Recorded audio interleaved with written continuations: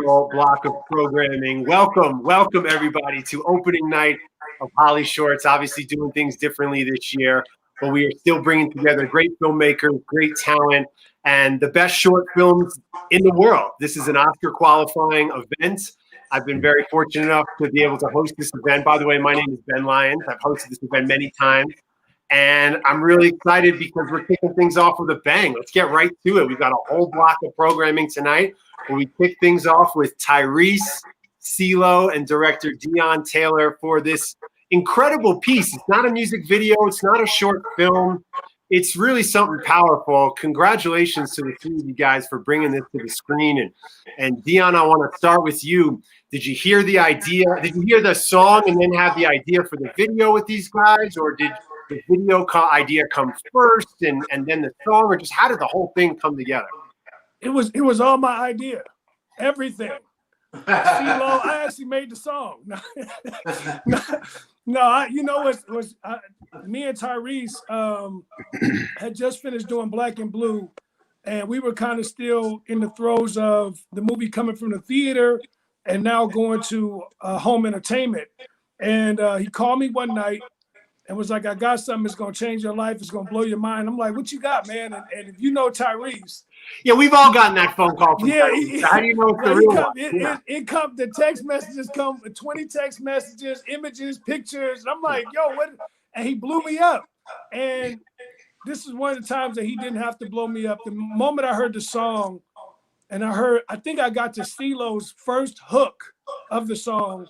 And I called him on the phone and was just like, "Whatever this is, man, like, I got to be a part of it." And the conversation moved forward. He explained to me what the vision of, 846 was and what it represented. And obviously, me being, a real activist in terms of these times, everything that he was telling me, I knew was the right thing to do. Obviously, it's a scary video for a lot of filmmakers based on the fact that you have to really be confident in yourself to touch Eric Gardner, George Floyd, or to touch a music video like this and not be afraid to actually put it on camera. And I think T knew that I wouldn't be afraid to turn a camera on and get behind it and actually help complement bringing his vision to life along with Ceelo. And the rest was history, man. I think the biggest part to this was I'm in California and he's in Atlanta. And this is the height of the pandemic. And it would require me to actually go get on the airplane for the first time in probably 6 months and to fly across country to do the video. And I was with it, man. I got on, put my mask on, and prayed the whole flight. But we got there, we got it done. Well, Tyrese, you're no stranger to the power of short films. I know you've worked in short films before. You understand the value of them, how they can bring so much to an idea. But walk me through, man, what it was like that day on set when you guys are kind of recreating the murder of George Floyd in some ways. And it was very difficult to watch. So I can only imagine what it was like to do on set that day. To be honest with you, man, in my 20 plus years of singing, I've never done anything more vulnerable. I've never done anything more uncomfortable. And I really went into this thing wanting to shed light and honor the families and the injustices in and around these traumas that they're still living right now. When it comes to trauma and what, these victims of excessive force and murder and cover up and corruption tied into what we see playing out on our timelines every day. We may move on social media wise to the next topic, but the nightmare has not ended for Breonna Taylor's family, George Floyd, Eric Garner, Trayvon Martin. The nightmare hasn't ended. And so I've gotten to a place at 41 years old where what is the point in having all of this God-given influence, this worldwide stage, and this platform if I'm not going to use it to affect change? And I had one goal in mind in Trump's country at the time. My mission is to make someone care who normally have arrived at that's something that they as Black people are dealing with. And we had some real conversations. The imagery of laying on the ground, reenacting the George Floyd moment, all of that put me in such a depressive, dark place. It took me about almost 3 months to shake the energy of what we did in this video. Even my wife didn't recognize me because I just was a different person carrying the effects of reenacting George Floyd laying on the ground. But I've never shot in a music video in my life that has 4 people that have deceased. And, you know, we knew that we were going into this thing and saying, this is either going to be the most beautiful and impactful gesture, or it's going to be something that causes a lot of backlash and controversy.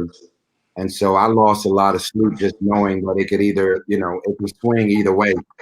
Because even in the Bible, it says no good deed shall go unpunished. But to know that the entire family, Eric Garner, Trayvon Martin, George Floyd, and Eric and Breonna Taylor's mother, they all, Attorney Benjamin Crump, everybody, all across the board, 40, 50, 60, 100 family members crying, reaching out to us, wanting to just thank us for this gesture. So I was honored that Breonna Taylor captured this. I was honored that my brother Ceelo Green brought his magic to the table, because even if I tried to sing that hook, I wouldn't have brought the magic that Ceelo Green brought to it. So it's been a very traumatic experience, and we're just honored to be a part of this film festival. No, I'm proud of you for pushing yourself and working with such an incredible team to create something so important and impactful that moved me, and I know moved everyone who's had a chance to see it so far. And Ceelo, I want to ask you, as a musician and an entertainer, when you put images to song, it takes it to a whole nother level, as Tyrese would say. So for you to now see this vision come to life, how did it impact you think? Well,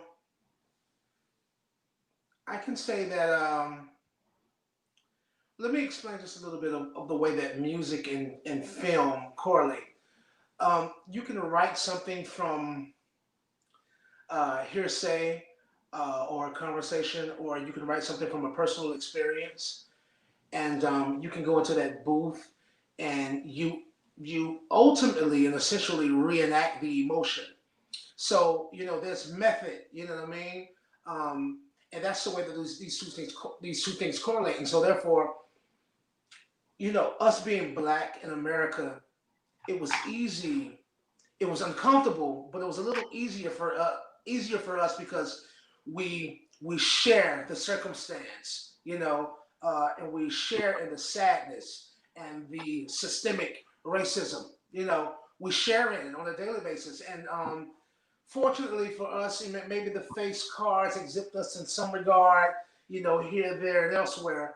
But for the most part, and for the greater part, we are black, you know what I mean? Like, and we can relate, you know what I mean? Like, and it is an inconvenient truth. And so, therefore, it was very easy to not reenact, but embody the emotion and the act, you know what I mean? Like, of hopelessness, of defenselessness, you know what I'm saying? You know, and trying to give the pain a poetic justice. And I believe that Dion, and then of course the vision of Tyrese, who I've come to realize is a master in his own right.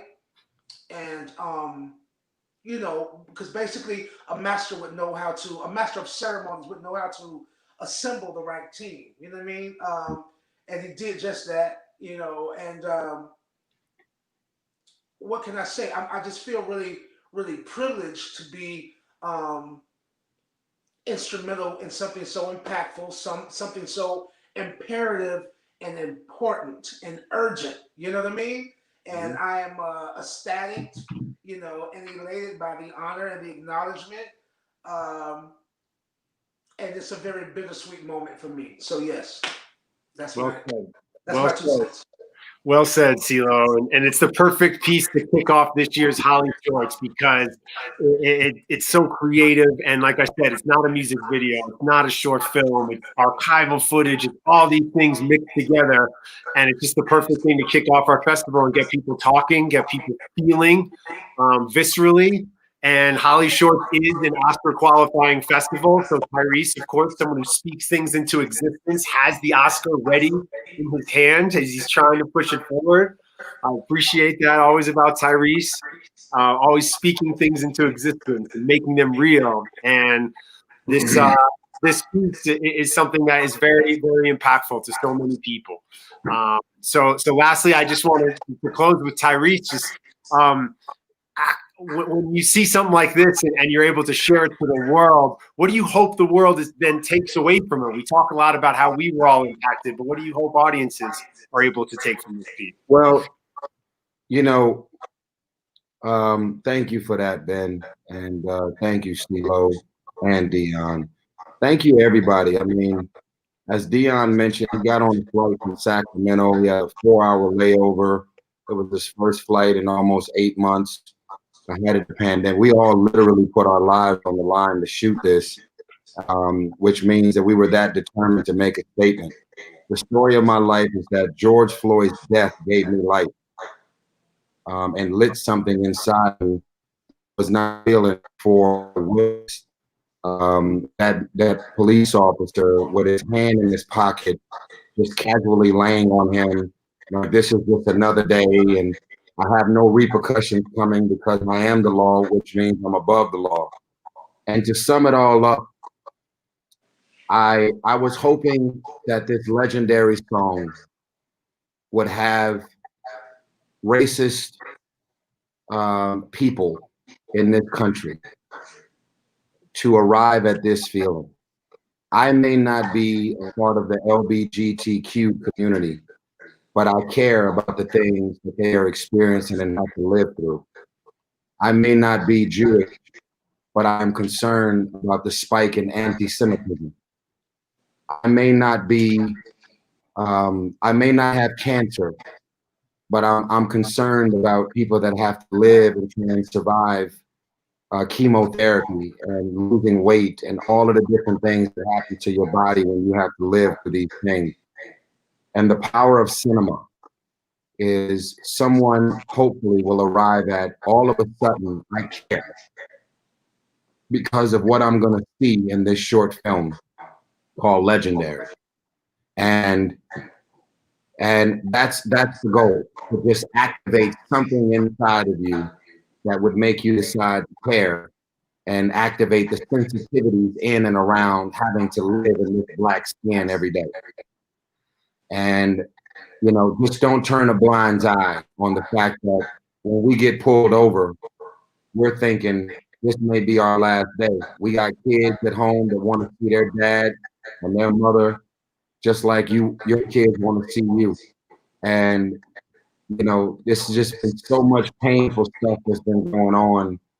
And this is just one of those moments where God, get in there. Give people permission to care. Activate the sensitivities in and around people that see the world through a white lens. And that was the goal. So we're just honored to be here. Thank you in advance to anybody who may support this and stand with us and vote for us. And 100% of the proceeds from the sales is going to all of the family. And thank you to Attorney Benjamin Crump, who was also featured in our video. Congratulations to all of you guys, and I really appreciate you kicking off HollyShorts with such a powerful piece. And Reese, I hope we can chop it up at Gibbs Hana soon in real life. Love you, man, and great to see you, Ceelo, Dion. Congratulations. Congratulations, guys. Yeah, you know what I like to, can I add one thing before we get off of here? Wait, hold on. Can I add one thing on we got to keep rolling though. We got other filmmakers. We got a whole lineup. Jump on in, Dion. Yeah, let me just say this. This is important. I think that when you get an opportunity to talk about this short, I think it's really important for people to take a real hard look at the end of this and the performance that Tyrese is portraying at the end, playing George Floyd. I think if we wanted to snap it up in one moment, it would be the fact that we're saying that we want a new day to happen. We want a new beginning. We want to have an opportunity for people to understand that we don't ever want to see another George Floyd where someone is killed over 8 minutes and 46 seconds. The idea is that we want to lift each other up and see a new day. That's why he looks to the sun. And I think that's a powerful moment that people should take away from this. And all the darkness that's in the video, it should end with light, that we want to make sure that our brothers don't die like that again. So I appreciate it, man. And we really are honored to be here. And thank you so much. The piece is legendary. All love for you guys. Reese, Yo, 20 years, yo, man. Ben, Great man, to you may see as you. well not even take no more calls, man, because we got this. We got this. Oh, man. All right. We go from the crew from Legendary to our next film, The Letter Room, directed by Elvira Lind, starring Oscar Isaacs. It's great to see you guys. Thank you so much for spending some time with us. Another powerful piece centered around law enforcement as well. Oscar, you play a police officer, a corrections officer in a prison. And it's a really, really powerful piece because you see that this man wants to help these prisoners, but he can do it only in a certain way. And there's the human element of it that I can just feel throughout. So I want to start with Elvira and just ask you where the idea came from and what does it mean to you to finally see it come to fruition? Well, thank you, Ben. And also, we're so happy to be a part of Yes. HollyShorts tonight. So it's an incredible group of filmmakers to be with. Yeah, it is an honor. Where did it come from? Funny enough, it was a podcast I listened to many years ago, and I was walking around with this idea for a long time after having listened to the story about these men that were all writing with who they thought were a woman, and they all thought they had an incredible romantic connection with her, and they were eventually they found out, I can't remember exactly how, but that she was actually a man, and she was sort of, I guess you call it catfishing, what really stayed with me was their reaction to this realization. It was more heartbreak for them to kind of lose these letters in their lives and sort of finding out, maybe some of them didn't even really believe that it was real, but the feeling of having someone write your letters, waiting for the letter, being connected with someone, that's what they expressed as like longing for this person in their life, even though they knew that it wasn't even the one they thought it to be. And it just really inspired me. I just thought it was both sad and beautiful at the same time. And so that kind of, it just, went from there, and it kind of took on different shapes and forms. And I just started writing. Sad and beautiful, and it's such a sad and beautiful job. Just the idea of someone who has to read other people's letters, and it's just such an invasion of privacy, but yet it's so intimate, and you're really welcome. It's just it's a beautiful performance, Oscar. And I wonder where you begin to build a character like this. A short film, obviously, you don't have the, let's say, the craft services that you do in a Star Wars movie. So time is of the essence. So where do you begin to build a character like this and do the research? Luckily, the director was a really good cook as well, so I did get great food as well at home, at least. No, that I think even though it was a short film, we together got a chance to think about the character a lot and talk about this guy and who he could be, and to invent him and look at different photographs and try to find a balance. And really investigate, who is this very lonely soul who finds himself in a profession, in a job, in a place that is all about disconnection and taking away people's humanity, punishing them, and just something as simple as even a letter from someone that, like you said, what an invasion, but you don't even get a right to your privacy. You don't get a right to anything. So putting the brilliance that Elvira did with deciding that this is the kind of place that she wants to put this very lonely person that is kind of desperate for some sort of human connection, human interaction, and in a way, in his own mind, lives in this kind of telenovela. Where he's wanting this passion, and then he finds an opportunity to do that by becoming completely obsessed with this one woman's letters to this one inmate. and that's where that's where his kind of story unravels. Oftentimes, and we've seen it over the years here at HollyShorts, a great short film can be a calling card for a feature version of the story. We have a question in the chat here for the both of you. Any plans to develop feature films together, or is there a desire to revisit this character and maybe explore a longer version of the story? I mean, it definitely always felt like there was so much that could happen. I always imagined what was happening after he walks away and like what happens before. There was always lots of different roads that I wanted to explore. So it's definitely not something that's completely off the table. And I think, yeah, it felt like something I could keep writing on. And we do have a production company too. So we are, definitely developing things together. And I'm sure a feature length, either of this or of something, will be coming down the line soon. There's a scene where your character, Oscar, is at home, which is, it's so jarring because we're so in the prison, and then you see him outside and this is his freedom, yet he's trapped by what's happening in the prison, even as he's cleaning off the grill with such anger and such frustration.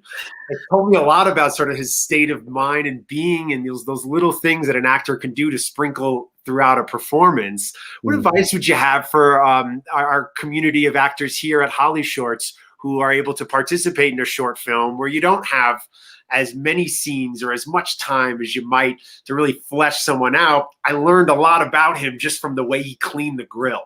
I love that part, Wiggly. Yes. So what advice would you have for actors who are participating in short films, who are potentially watching this right now?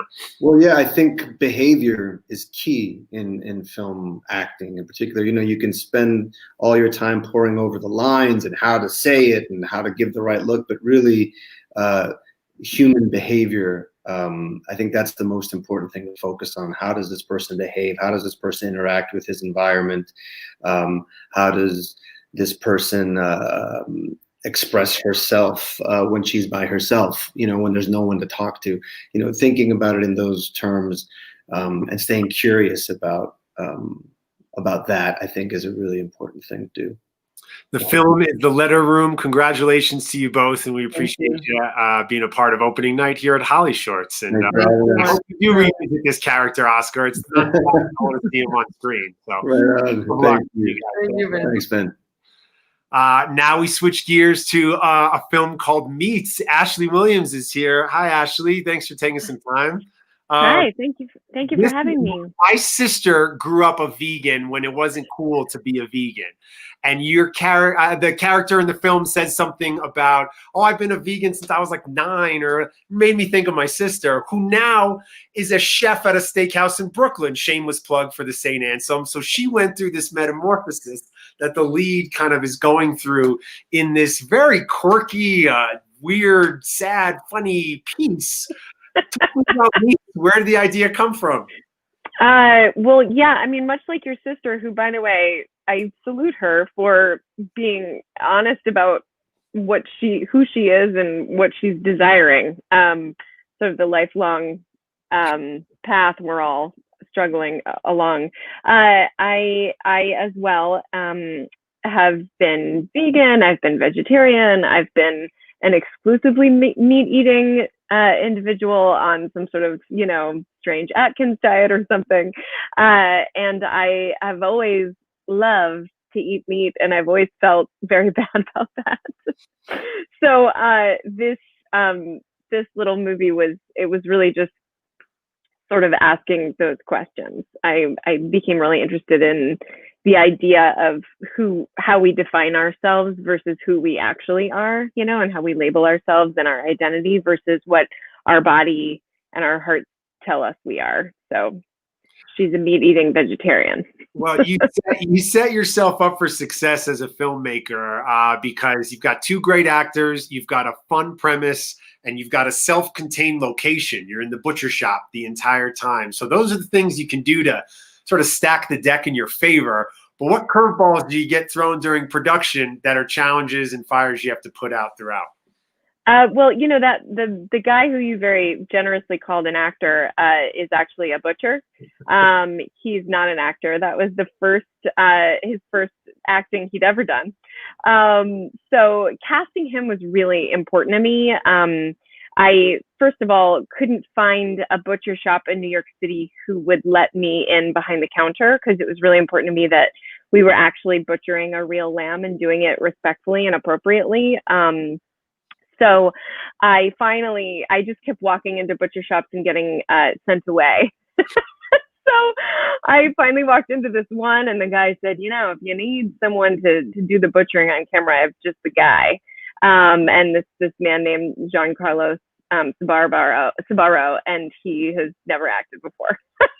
Could have fooled me, because he does a great job, and he's also kind of a canvas, or just sort of a sounding board in a lot of ways for this woman who's going through her own spiraling kind of ordeal. But I don't know. Oftentimes I ask athletes, advice for your younger self, but any advice to yourself, maybe before you've gone into production, with knowing what you know now, and able to create this special piece? Yeah.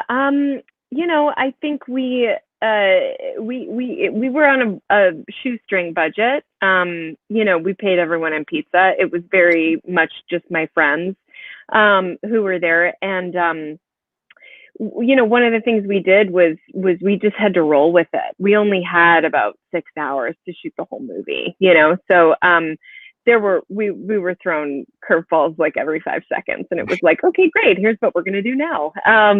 And I think it's sort of letting go of this image I had in my head was really important.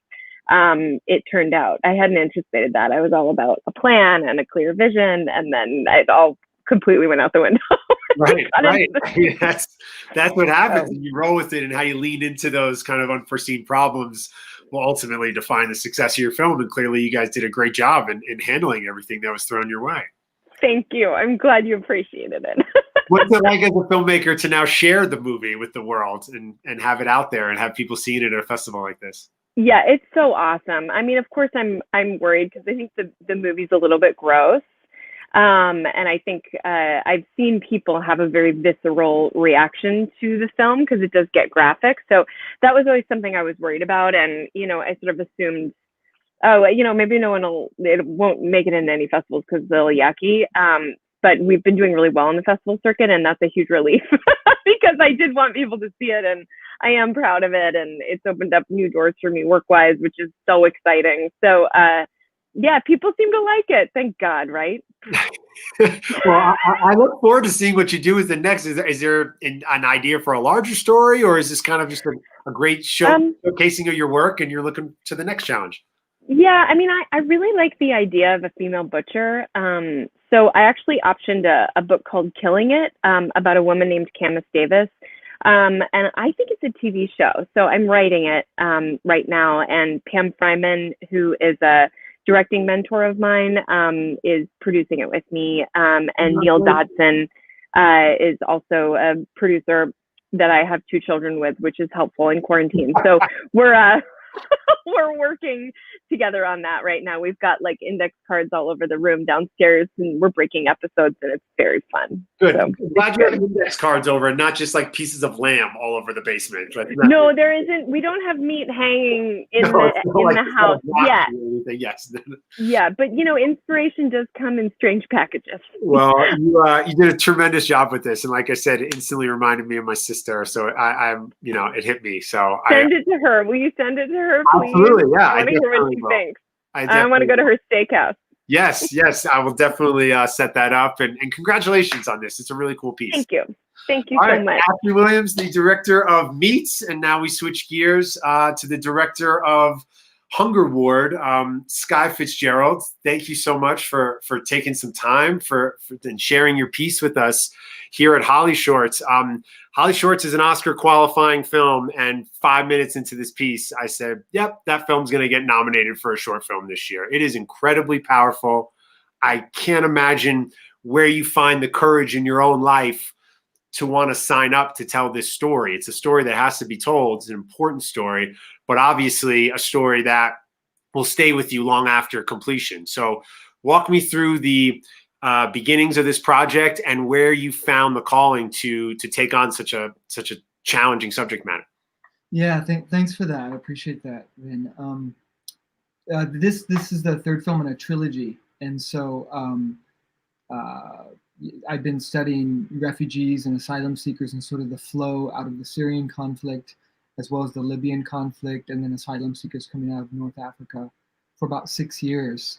And one of the reasons that sort of I landed on Yemen is because once the EU shut down the border for asylum seekers crossing the Mediterranean, that flow shifted to across the Red Sea into Yemen. And once I started researching it more deeply, I came across a photo, actually, a photo of a 12-year-old girl by the name of Amal, who it was in the New York Times, actually. And she's a 12-year-old girl who died of starvation. And the fact that a 12-year-old girl can starve for lack of nutrients in 2019 really shook me, as a human being, as a filmmaker. And so I started sort of doing a deep dive into research, and soon discovered that, we as a country, we as Americans are deeply complicit in the war in Yemen, and most Americans don't know about it. And so I felt really called to find a way to try to get access to this story, and then to get the story out to a much broader audience, because I think it needs to be heard and seen, and it's something that most of us just don't know much about. Well, the power of film can bring these stories and these issues to light in a way often that news media or journalism can't in certain ways. This is a form of journalism. It's filmmaking, but it's truth telling. And I just want to ask you sort of the power of film and the medium of film. Why do you think it's almost not only more effective, but provides a different kind of insight into an issue like this, as opposed to if it were presented to audiences as a news story? Yeah, I think that's an excellent question.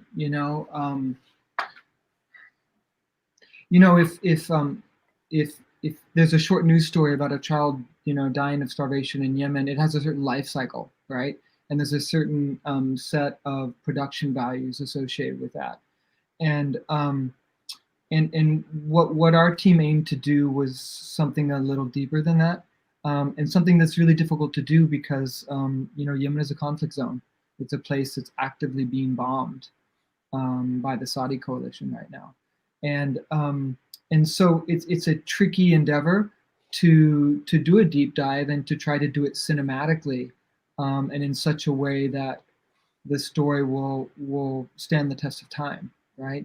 And so we really worked very hard to sort of work with allies and colleagues in Yemen who are journalists, who are filmmakers, but because of danger to themselves to do certain kinds of stories, they couldn't put themselves sort of in the public sphere to tell a story like this.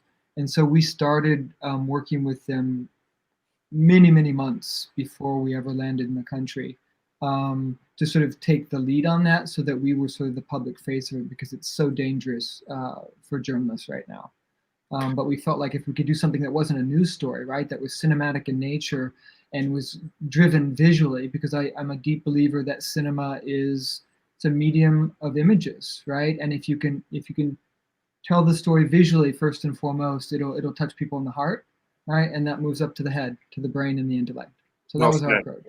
Well said. There's a question here in the chat that was kind of going to be my last question here, is what do you hope people take away from this film? But I would also add, when someone watches this and they're moved deeply by it, which I don't know how you cannot be as a human being, and they might feel helpless. Well, what can I do? How can I help? So what do you hope people can take away from, and what do you hope they're able to do as a result of seeing this film? Yeah, that's another great question, because it's so easy to feel helpless, right? It's so easy to say, wow, children are dying in Yemen, but what can we do? Well, in this instance, there's a lot, actually. And that's the good news, is I think we face the reality it's happening, and then we engage, right? In this instance, you can go to hungerwar.org first, and a lot of these resources will be laid out, right? But, the conflict in Yemen is human caused, and it can be stopped by humans, right? That's the reality. children are starving not because of climate change, not because of a drought. They're dying because of the war, and so we have some tools on our website so you can engage. One of the things we'd like to do is, with the advent of the new administration, is really change governmental policy on the support of the war, because that would go a long ways towards sort of changing the fact that children are being bombed right now, and that there's a blockade of food and medicine entering the country. So there's government intervention tools to convince our government to act in a different way. And then we've actually created a tool where people can donate directly to the 2 clinics, to the nurse and the doctor in Yemen, to support their work there. And we worked very hard to set that up. Once again, where can people find more information about the film and the project? Yeah, the website for the film is hungerward.org. Mm-hmm. Well, congratulations and just I want to thank you for bringing this to light, and for your courage and your bravery and going into a conflict zone like this and telling the stories that need to be told. And we really appreciate you being a part of HollyShorts. Thanks for Great. Thanks so much. It's an honor to be here. Absolutely. No, this was a fun way to kick off opening night of HollyShorts. In an unusual year, we're still able to keep the energy of opening night, different filmmakers, different styles of filmmaking, different subject matters. We're still able to keep that energy, and it's a real testament to the filmmaking community that's been built here at HollyShorts, the incredible staff behind the scenes that works 366 days a year to make this thing happen, and to all of you for watching. We're going to come back a little bit later after the second block of films, and I'll be chatting with all the filmmakers coming up at 9 p.m. on the West Coast. So appreciate you guys being a part of the 16th annual opening night of the HollyShorts Film Festival. See you in a little bit.